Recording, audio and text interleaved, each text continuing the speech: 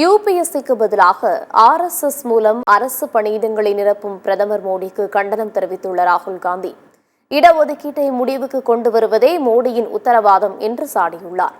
இதுகுறித்து தன்னுடைய எக்ஸ் பக்கத்தில் மக்களவை எதிர்க்கட்சித் தலைவர் ராகுல் காந்தி பதிவிட்டுள்ளார். மத்திய அரசின் பல்வேறு அமைச்சகங்களில் உள்ள முக்கியமான பதவிகளில் லேட்டரல் என்ட்ரி மூலம் ஆட்சேர்ப்பு செய்வதன் மூலம் SC/ST மற்றும் OBC பிரிவுகளின் இடஒதுக்கீடு வெளிப்படையாக பறிக்கப்படுகிறது என்று குற்றம் சாட்டியுள்ளார். நாட்டின் உயர்மட்ட அரசு பதவிகள் உட்பட அனைத்து உயர் பதவிகளிலும் ஒடுக்கப்பட்ட மக்கள் பிரதிநிதித்துவம் பெறவில்லை என்று தான் தொடர்ந்து கூறி வருகிறேன் என்று கூறியுள்ள ராகுல் காந்தி, இதை மேம்படுத்துவதற்கு பதிலாக லேட்டரல் என்ட்ரி மூலம் ஒடுக்கப்பட்ட மக்கள் உயர் பதவிகளில் வர முடியாமல் மேலும் ஒதுக்கப்படுகிறார்கள் என்று தெரிவித்துள்ளார்.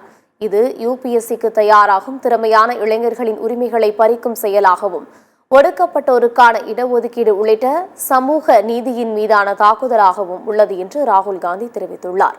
நிர்வாக அமைப்பு மற்றும் சமூக நீதி என இரண்டையும் நாசமாக்கும் இந்த தேச விரோத நடவடிக்கையை இந்தியா கூட்டணி கடுமையாக எதிர்க்கும் என்று இடஒதுக்கீட்டை முடிவுக்கு கொண்டுவர IAS தனியார் மயமாக்கல் என்பதே மோடியின் உத்தரவாதம் என்று ராகுல் காந்தி குற்றம் சாட்டியுள்ளார்.